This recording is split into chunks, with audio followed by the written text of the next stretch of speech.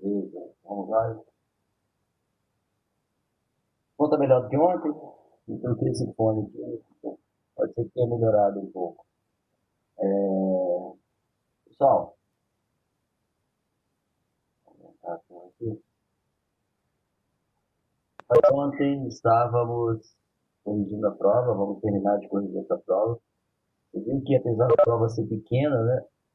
Então, ela é bastante abrangente. Eu gosto muito de questões assim, que envolvem permite a gente fazer uma análise mais expansiva do conteúdo, que aproveita faz revisão, explica pontos que estejam em aberto, tá?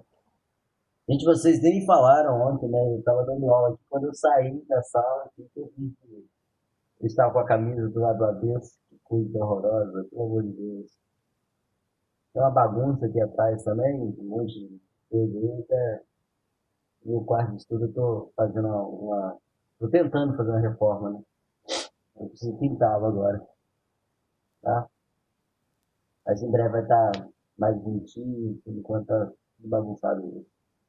Resolver isso essa semana. Como sou eu mesmo que faço, eu sou daquele faça você mesmo, vai lá no YouTube, vê, aprende como é que é, ou tenta aprender e coloca em prática. E aí eu vou brincando com esse negócio e faz tudo. Vou tentar uma tela verde. Ah, não, tá dentro do projeto. Tá dentro do meu projeto aí. Porque não dá pra. Esse quarto aqui é um pouco maior, né? Aí como tá mexendo ainda, eu vou. Mas eu pretendo comprar a tela verde, né? Chama Chroma Key. Assim que eu conseguir finalizar isso aqui, eu ainda tenho que colocar algumas coisas, tá? Mas eu vou colocar um chroma key. Sim, eu preciso trocar uma porta de lugar para ter a parede do jeito que eu quero. Aí vai ser uma parede só para fazer essas aulas assim. Apesar de eu ter um quadro, né? Não sei se vocês conseguem ver. Tem um quadro aqui, mas vai ter uma parede só para isso aí. Tem um chroma key, para estar fazendo um negócio mais profissional. Até engraçado você falar disso. Ontem eu estava lendo, madrugada já, né? Estava lendo sobre essa questão da mudança da data da prova do Enem, que realmente não vai atender a todos os alunos, principalmente aqueles que não têm acesso à tecnologia de maneira tão fácil, ou pelo menos tão regular. E os comentários que o autor do texto fez estava exatamente falando sobre isso. E para o ano de 2021, principalmente, as escolas e os professores eles terão que se adaptar, né, a essa forma de dar aula. Não é vocês de receberem porque são mais passivos, mas o investimento em tecnologias é fundamental. Eu vi isso a partir da mudança de peso na igreja que eu frequento, né, porque nós tínhamos os cultos presenciais, normalmente existia transmissão pelas redes sociais, mas um negócio muito simples era anteriormente, né? Basicamente um celular, um tripézinho, né? Uma conexão à internet.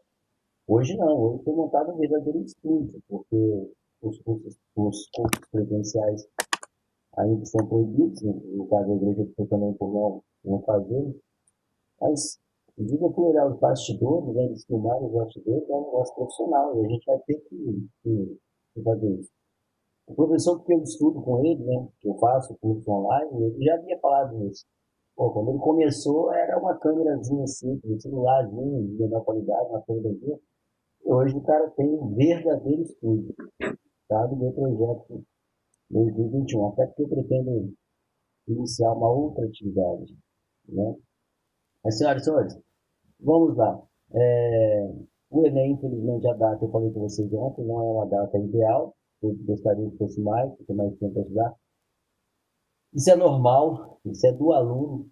Se fosse mais, muitos ainda iam achar que era pouco, deveria cancelar o ano, fazer nem só no final de 2021, mas não é isso que vai nos desanimar. Como eu falei com vocês, a prova, eu acredito que ela tem uma prova um pouco menos elaborada, menos complicada, porque realmente muitos alunos vão fazer a prova com um nível de conhecimento muito baixo.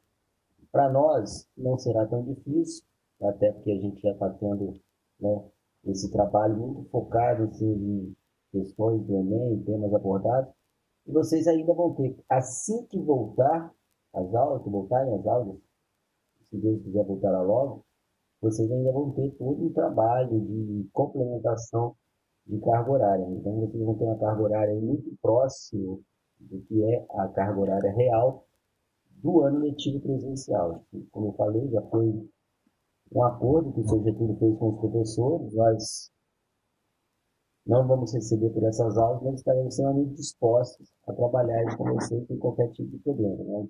A escola vai ter isso, beleza?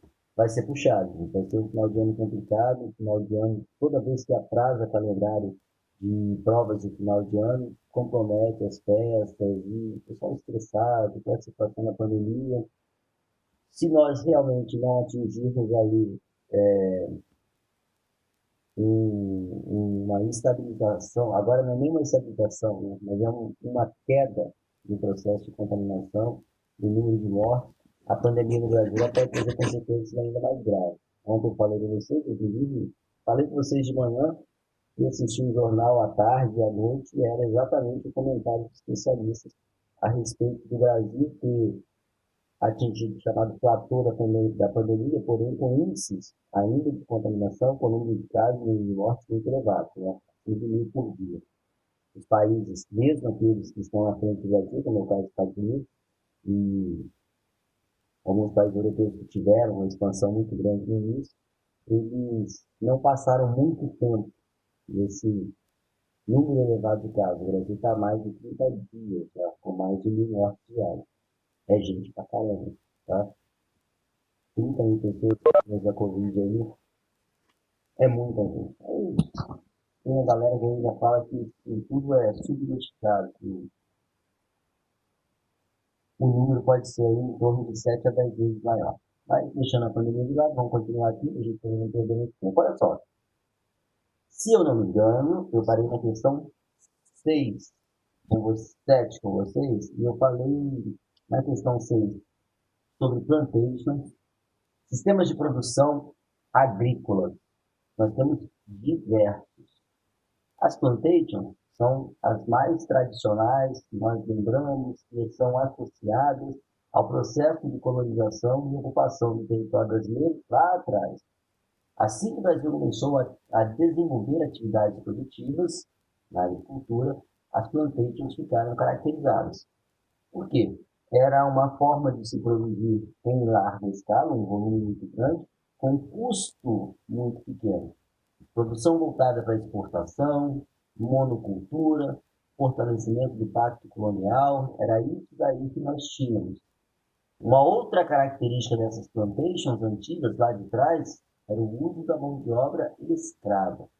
Assim que nós tivemos o fim da escravidão no Brasil, ou iniciamos o processo de abolição da escravatura, nós tivemos um incentivo da migração de europeus para o Brasil, através da doação de terras. Muitos desses europeus simplesmente substituíram os negros nessas plantations. Muitos foram beneficiados por terras doadas, mas muitos continuaram sendo explorados como mão de obra.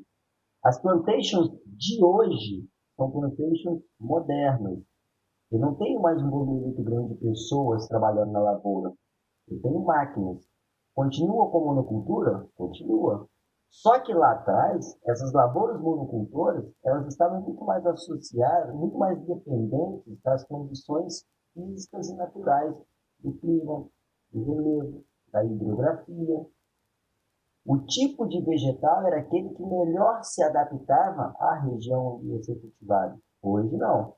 Hoje eu tenho desenvolvimento genético, eu tenho a biotecnologia, eu tenho a agrotecnologia, que são atividades voltadas ao aperfeiçoamento, ao melhoramento do vegetal, para que o vegetal torne-se mais resistente, para que o vegetal torne-se mais produtivo e as lavouras possam desenvolver-se em áreas muito grandes ainda, mas em menor tempo.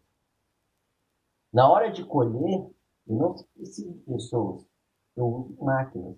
Então, são lavouras mecanizadas, são lavouras modernas, são lavouras trabalhadas biotecnologicamente. A produção é voltada para exportação. Então, tem qualidade nesses produtos. Aquelas plantations lá de trás eram com produtos de qualidade mais baixa. Tecnoplantations pode ser esse nome, apesar de eu não ter visto comumente, mas são plantations tecnológicas, não são futuras. A gente fala que são plantations modernas, tá? Aí entra o agrobusiness. Existe uma cadeia que vai da produção aos investimentos com o objetivo de garantir produtos de melhor qualidade, de atender ao mercado mundial. Aí vocês se lembram da chamada Revolução Verde que eu comentei com vocês, né? A Revolução Verde é exatamente o que vai desenvolver toda essa tecnologia, todo esse aparato tecnológico, todo esse aparato biológico que vai permitir o desenvolvimento dessas lavouras. São lavouras comerciais. Eu tenho lavouras de subsistência, onde a produção é destinada à alimentação.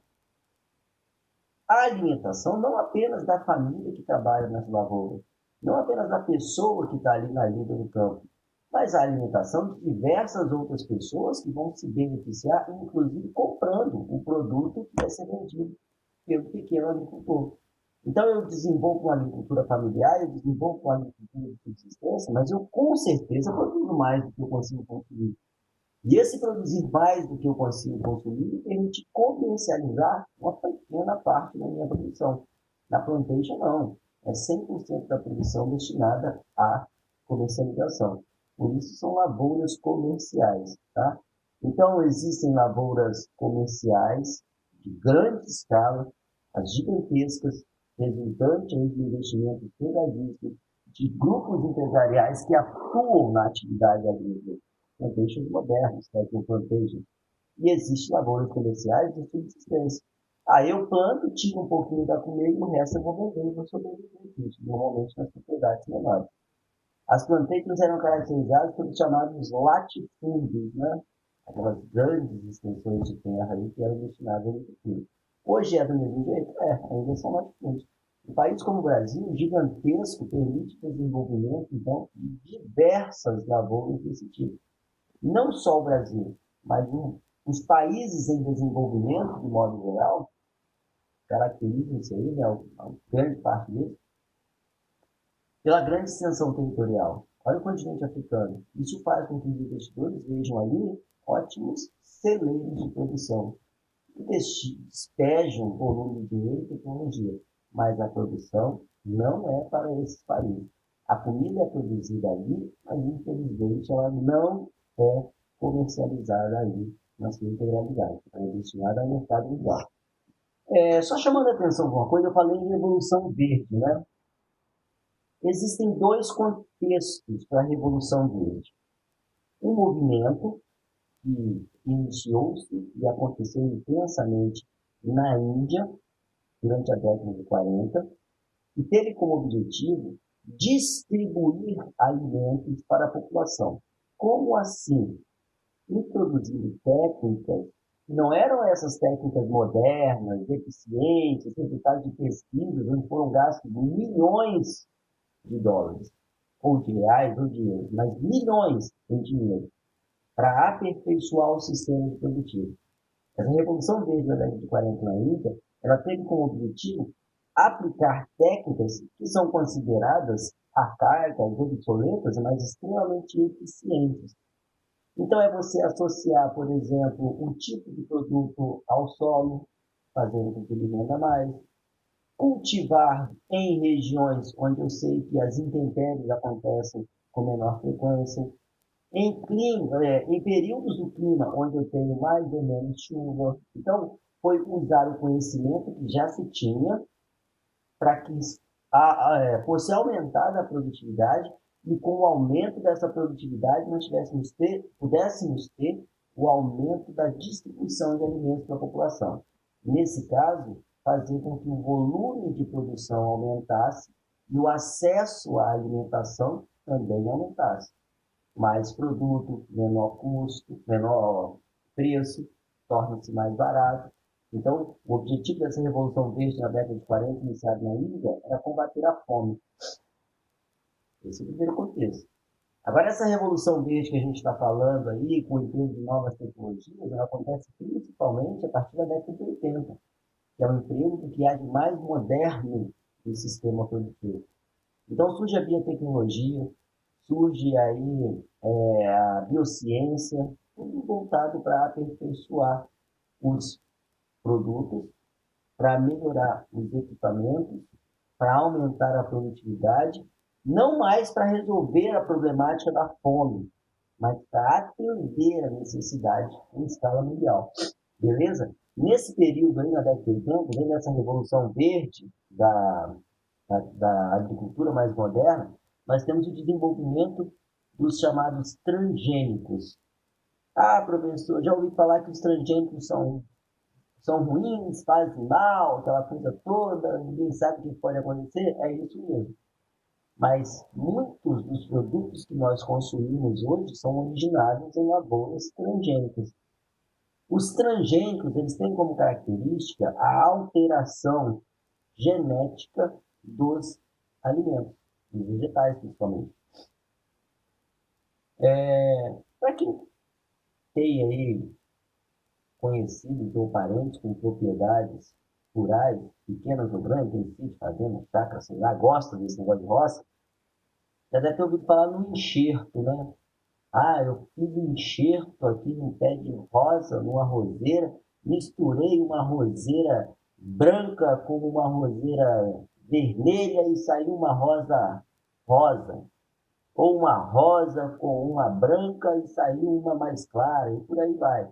Ah, peguei um pé de goiaba branca, misturei com um pé de goiaba vermelha e saiu a goiaba alaranjada. Então, esses processos arcaicos que vão fazendo, isso aí, corta a planta, corta um pedacinho, isso aí mesmo. A biologia ensinou direitinho, né, Samuel? Que a gente chama de enxerto, é feito popularmente baseado no conhecimento que o cara tem da agricultura dele, nas tentativas, baseado no seu senso comum. Agora, com a biotecnologia não vai ser diferente. Eu tenho os genes, eu tenho o mapeamento genético, principalmente depois do projeto Genoma, né, onde passamos a ter a capacidade de conhecer basicamente todo o componente genético de organismos vivos. A gente vê hoje a luta para combate ao coronavírus, aquela coisa toda, os caras foram lá e pesquisaram o código genético dele, que olha, é uma cadeia assim, assado, tem tanto de DNA desse, e a capacidade de fazer a mutação aí, a transcriptase reversa, aquela coisa toda. Então, os caras vão fazendo um estudo. A Revolução Verde atual é baseada nisso, nesses componentes, tá? Da pesquisa científica. Aquilo que era um enxerto lá atrás, hoje é muito mais avançado. E existe a duplicação de um determinado elemento, de um determinado ser vivo, que é o que nós chamamos de clonagem, né? Então, a cruz celulose, por exemplo, ela estimula o plantio de eucalipto. Ela não vai ficar por conta de deixar a natureza tratar os seus eucaliptais. Ela vai investir pesado na pesquisa científica, eles vão desenvolver uma semente de eucalipto, eles vão desenvolver um broto de eucalipto o mais resistente possível às intempéries, com a maior capacidade possível de desenvolvimento. E vão replicar infinitas vezes esse indivíduo. Vão fazer a clonagem. Isso é resultado de um processo de aperfeiçoamento genético, de um transgênico. Você vai aperfeiçoando, aperfeiçoando, aperfeiçoando, até chegar num indivíduo quase que ideal. Chegou nesse indivíduo ideal, replica nesse indivíduo ideal, replica ele. Então você faz a clonagem. A clonagem de sementes, clonagem de mudas. Outra coisa, eu consigo fazer com que esses organismos eles sejam mais resistentes a determinados produtos químicos. Então eu posso usar mais agrotóxico, contaminando menos. Ele é mais sensível a outros produtos. Então o camarada faz o seguinte, ó, para um determinado pesticida, o produto é muito resistente. Para outro pesticida, ele é pouco resistente. O objetivo disso é você criar monopólio. A soja cultivada no Brasil, por exemplo, ela é uma soja transgênica, as mudas elas são clonadas, as sementes são clonadas e elas trabalham muito bem, elas funcionam muito bem com um determinado tipo, alguns determinados tipos de agrotóxicos. Os mesmos produtores da semente são os produtores do agrotóxico. Ou seja, a mesma empresa que produz a semente produz os remédios que tratam pragas nessas lavouras. Se eu comprar um remédio de uma empresa diferente e aplicar nessa soja, ela não se desenvolve. Ela ganha uma tonalidade diferente, ela cresce mais que o normal, ela cresce menos que o normal, porque os caras fazem tudo amarradinho. A empresa que desenvolveu a matriz é a empresa que desenvolveu o agrotóxico, é a empresa que desenvolveu o sistema de colheita, é a empresa que vai fazer a compra da produção, é a empresa que vai disponibilizar no mercado. Então, ela cria uma cadeia de produção que está vinculada aos seus interesses e aos seus investimentos. É claro que existe uma concorrência, e aí cabe ao país, ao produtor, optar trabalhar com a empresa A ou com a empresa B. Mas isso faz com que nós tenhamos aí todo um processo na cadeia produtiva que permite a geração de bilhões de dólares para uma determinada empresa.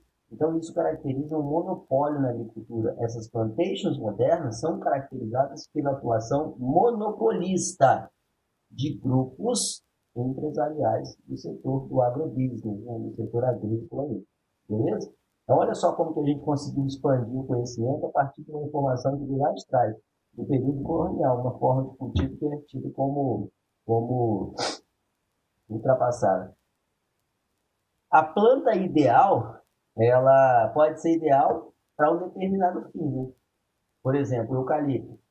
O eucalipto é nativo da Austrália. Aqui no Brasil cultiva-se, se não me engano, 6 tipos de eucalipto. Na natureza, uma planta dessas que é cultivada aqui no Brasil demora em torno de 20 anos para atingir a fase adulta. 20 anos. Tempo pra caramba. Nessas lavouras da Aracruz, aqui, né, hoje Suzano, Filha, elas atingem a fase adulta, o ponto de corte, com cerca de 8 anos depois de plantado. Ou seja, a modificação genética foi tão grande, a capacidade que esse vegetal tem de retirar nutrientes do solo e promover o seu desenvolvimento é gerar dinheiro. Se nós dependêssemos de produzir papel esperando que uma árvore demorasse 20 anos para poder ser cortada, nós simplesmente ainda estaríamos escrevendo na pedra, né? Acredito eu. Então, tudo isso em benefício, né, dessa modernidade que nós temos. Mas desgasta o solo, atrapalha o agricultor, porque estraga o solo, porque vincula uma determinada atividade agrícola, mas é da mentira, né? Beleza? Vamos lá. A questão número 7 falou muito simples, né? Bacia hidrográfica, e aí eu expliquei para vocês, bacia hidrográfica. Gente, eu tenho o rio principal, eu tenho seus afluentes. A rede hidrográfica, ou a bacia hidrográfica é isso, né? Caracterizada pelo rio principal e seus afluentes.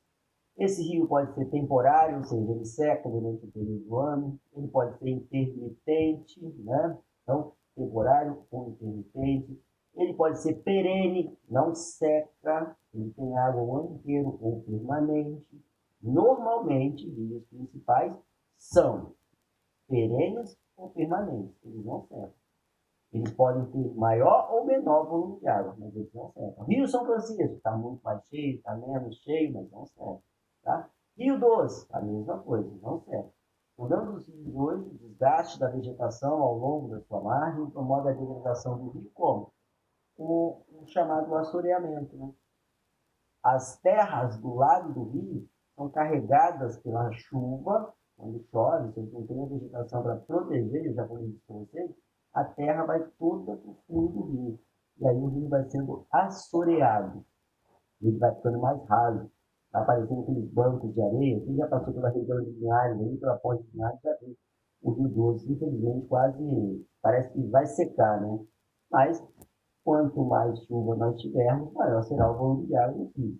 O problema é que esses rios assoreados, Quando chove muito, o que acontece? Transborda muito mais facilmente. Quem mora em Cariacica aí sabe o transtorno das enchentes, das inundações. E não é só Cariacica. Em diversas regiões do país, a rede hidrográfica brasileira é muito rica. Em qualquer região, a rede hidrográfica é muito rica. Ela é menos volumosa no Nordeste, mas ela mesmo assim é muito rica. Então, se nós temos chuvas mais intensas, a chance desses rios encherem, transbordarem e causar transtornos, como as enchentes e inundações, é muito grande. Beleza? Vou adiantar aqui, questão número 8. Número de mortos em terremotos no Paquistão passa de 300. O terremoto de terça-feira, 24 de 9 de 2013, com magnitude 7,7, ocorreu no Baluquistão. Gente, nunca ouvi falar isso. Baluquistão. Deve ser a terra do Balu, né? Balu lá do Mogli. Lembra? Vocês já assistiram Mogli, gente?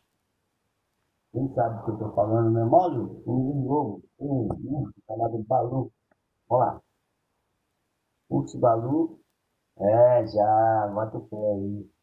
Urso Balu tem a Pantera, né? Que é o Baguera. Legal. É isso aí. A galera tá esperto. Eu adoro esses negócios de desenho, tá? Eu gosto muito disso. Apesar de que eu acho o Mogli chato pra caramba. Vamos lá. É, vamos lá. Uma enorme província cheia de desertos, montanhas e propensa a terremotos. Imagina, Paluquistão, que doideira. Deve ser deserto, montanha, terremoto. Do Shere Khan, que é o tigre. Estou tentando lembrar o nome da cobra agora, que eu esqueci.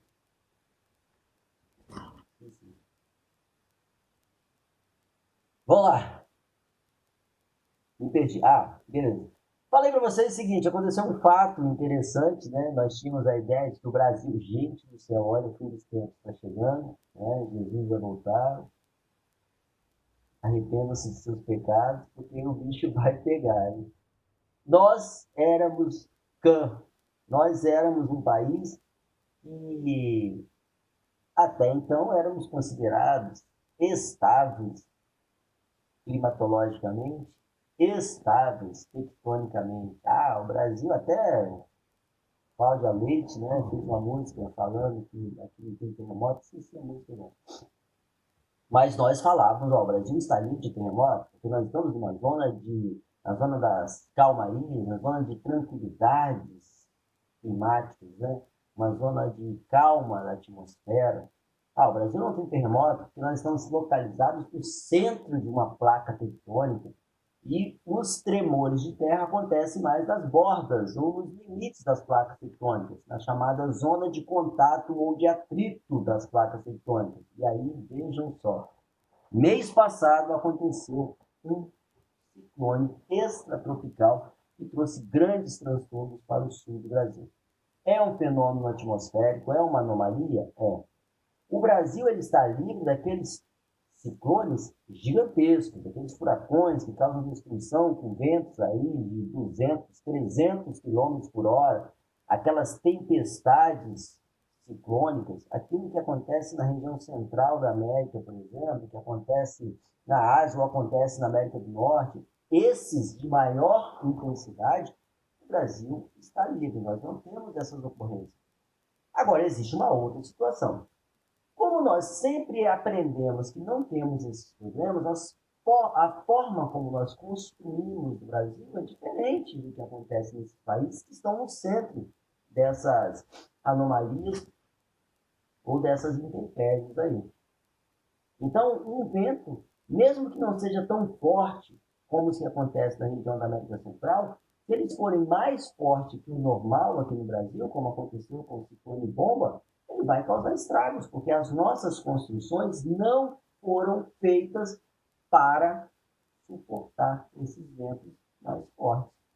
Então, quando a gente vê telhados voando, né? Quando a gente vê aí árvores caindo, não é que nós não teremos esses eventos. Eles acontecem, causam danos muito grandes, porque a estrutura de construção ela não está preparada para isso. Diferente da região da América Central ou da América do Norte, onde os camaradas constroem casas com abrigo subterrâneo, constroem casas mais baixas que o normal, com teto reto, todo reforçado, e mesmo assim os ventos mais fortes carregam. Tá? No caso das molas, nos pés, não, na base, né? No prédio não tem pé. No Japão existe esse sistema de balanços, né? É um sistema de molas, um sistema de contrabalanceio da estrutura do prédio, porque se tremer, o prédio consegue se equilibrar, ele consegue absorver esses tremores. No caso dos tremores de terra, eles acontecem no Brasil, acontecem frequentemente, todos os dias, a maioria deles não são sentidos por nós. Os centros sismológicos, eles registram tremores de terra todos os dias. Esses tremores mais fortes que acontecem nessas regiões do chamado Círculo do Fogo do Pacífico, por exemplo, que é uma região onde eu tenho a união, a junção de duas, três placas tectônicas diferentes, eles são tremores muito mais fortes, muito mais fortes. Então, assim, ó, o Brasil está localizado nesse ponto de uma placa tectônica.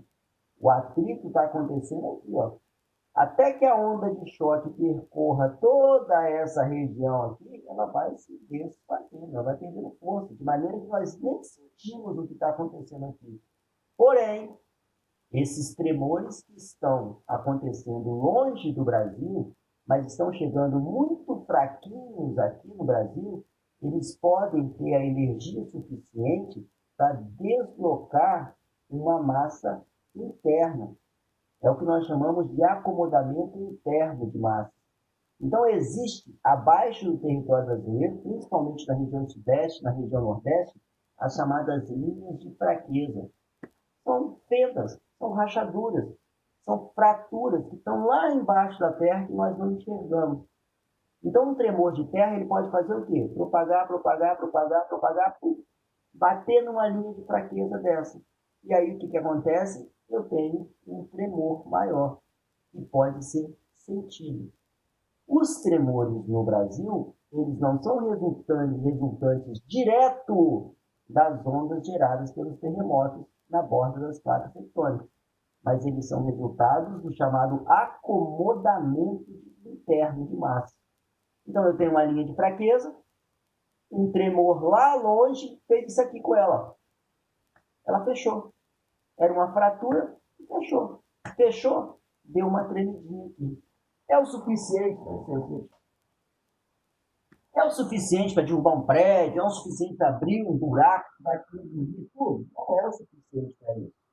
Mas é suficiente para fazer com que a população sinta pequeno tremor. Só para você ter ideia, tremores como esse que aconteceu aqui na nossa questão, 7,7 graus na escala Richter. Ora, esse que aconteceu aqui semana passada, 1,9. Insignificante. A escala Richter ela vai até 11, né? Normalmente, mas ela é uma escala infinita.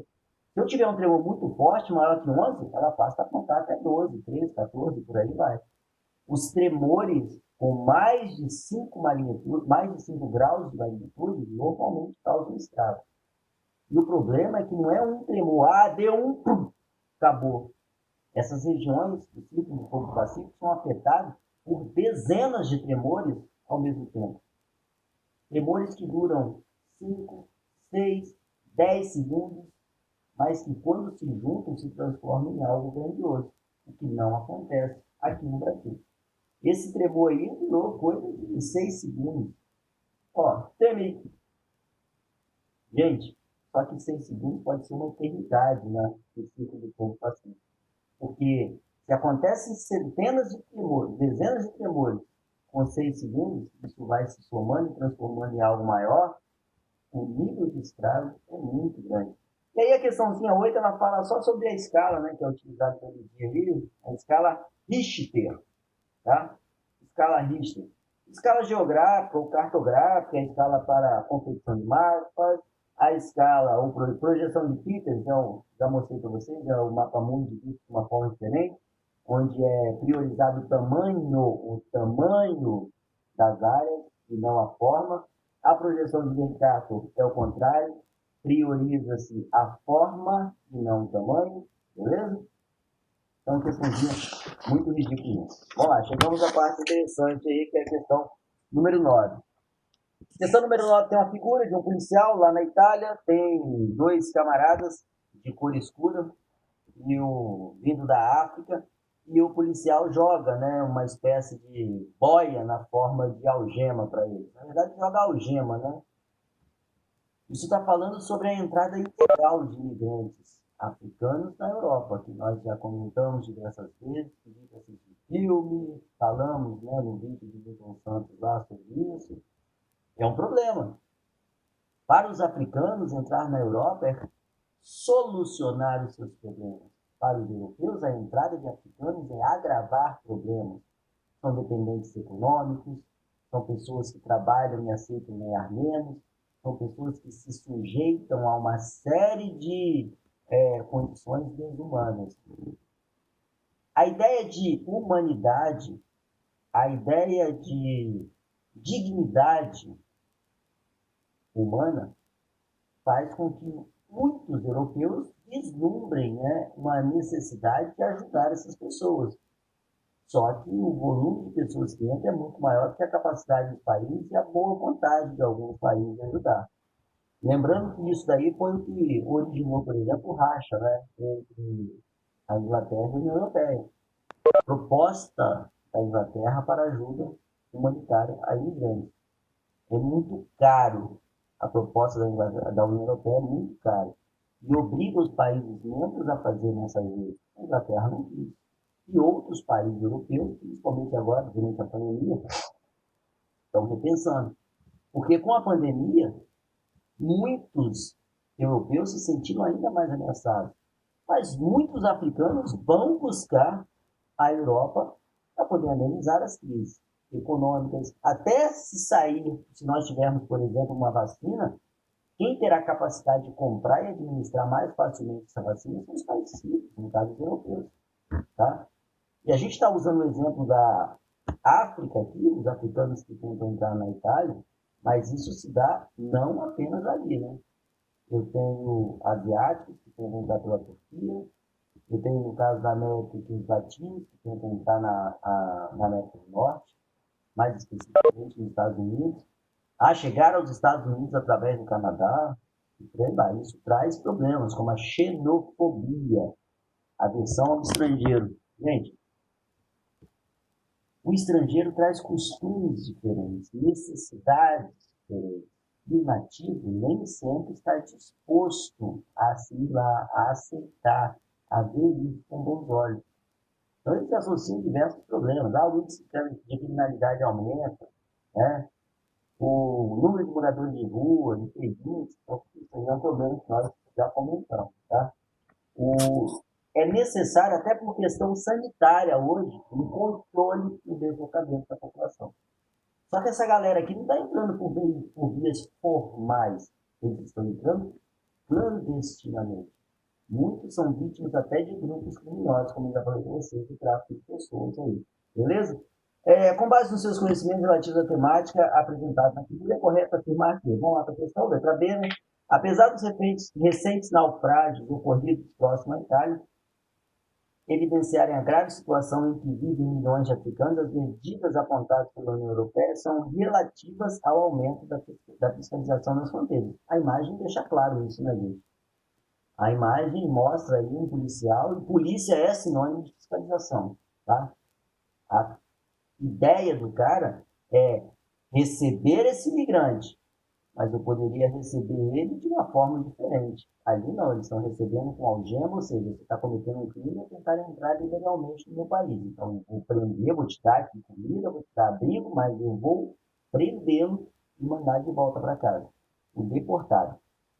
Muitas dessas pessoas que fazem essa migração são chamados refugiados, né? Eles estão fugindo porque, se continuarem no seu país de origem, podem morrer. A vida está ameaçada. Falando de 200 milhões de vezes sobre refugiados, né? Então, isso é mais. Inclusive, foi uma questão discussível lá, né? O refugiado, o asilado, né? Beleza? Vamos passar para frente e a gente terminar logo. Questão 9, letra B. Só como é um tema interessante, eu vou ler as outras alternativas. A crise econômica e instabilidade política na Europa tem promovido a emigração forçada de europeus para outros continentes. Não, né, gente? O europeu não está embora do seu continente, parou por aí. Né? Pô, já vai terminar 5 minutos já. Vamos para 10, então, para a gente ver a resposta. Cerca de 83% da população brasileira estava concentrada no espaço urbano em 2012. Esse elevado percentual se deve à dinâmica do processo de urbanização no Brasil, levando em consideração essa temática. Os problemas a serem destacados em consequência desse processo são, gente, população concentrando-se nas cidades e cada vez mais querendo morar nas cidades. E as cidades brasileiras concentram-se principalmente perto do litoral, onde nós temos as principais cidades, onde nós temos o maior volume de pessoas. Traz problema? Claro que traz. Macrocefalia urbana, muita gente. Preço dos imóveis, especulação imobiliária, destruição do meio ambiente, poluição, geração de lixo, trânsito, criminalidade. Falta de moradia, chamado déficit imobiliário. Olha quantos problemas nós temos em relação a esse processo de urbanização sem planejamento. Então ele pergunta aí, né, algumas das consequências. Êxodo rural de forma lenta e ordenada, pelo contrário, foi rápido, lento e ordenado. Planejamento urbano, quem nos dera se fosse planejado a cidade. Ocupação regular do solo, meu Deus, ocupação é totalmente irregular. Falei para vocês das encostas, chove, desmorona, mata aquele monte de gente, chove, alaga tudo, tá? Especulação imobiliária e aumenta o processo de segregação espacial. Eu moro num condomínio fechado, hoje não moro mais, não morava num condomínio fechado. Condomínio fechado top, top, aqueles, né, de cinema mesmo. O espaço foi segregado. Aqui moram os ricos, ali moram os pobres. Eu tenho bairros nobres, com uma estrutura muito melhor, do que os bairros mais carentes. Vai lá na Ilha do Boi, por exemplo, que é um espaço para as pessoas mais ricas, e depois dá uma ida lá em São Pedro, aqui em Vitória. Ou você vai em um bairro mais nobre, aí em Cariacica, e depois vai em um bairro mais problemático. O espaço é segregado, ele é separado de acordo com o padrão econômico. Ricos moram em lugar com melhor infraestrutura, pobres moram em lugar com pior infraestrutura. O espaço é segregado. Beleza? Então, matou a 10. Vamos lá para as duas últimas, que dá tempo ainda. Né?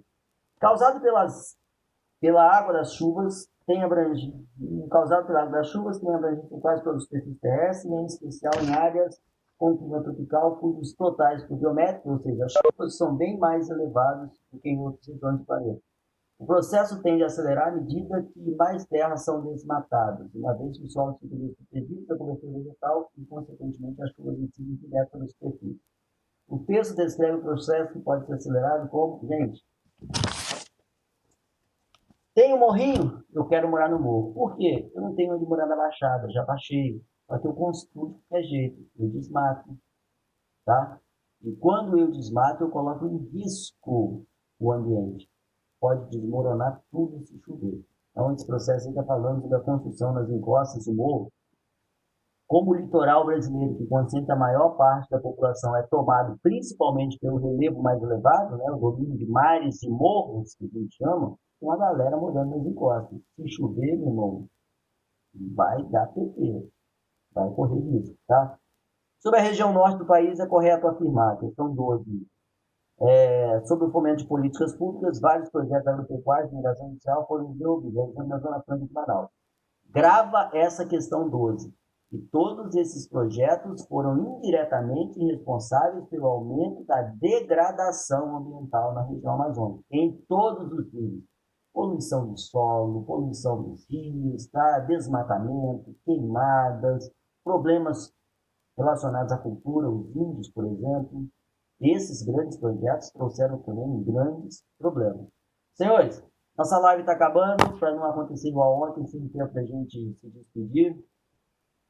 Até semana que vem, tá? Semana que vem eu acredito que vocês tenham nota. Um ótimo final de semana a todos aí. Muito obrigado pela presença. E continuamos na nossa batalha e com certeza tudo vai passar. Beleza, gente? Até mais aí. Qualquer dúvida, a gente conversa pelo Hub ou conversa com a Sandra, ela me passa. Tchau. Beijo a todos aí. Fiquem com Deus. Abraço. Beijo para quem é de beijo, abraço para quem é de abraço.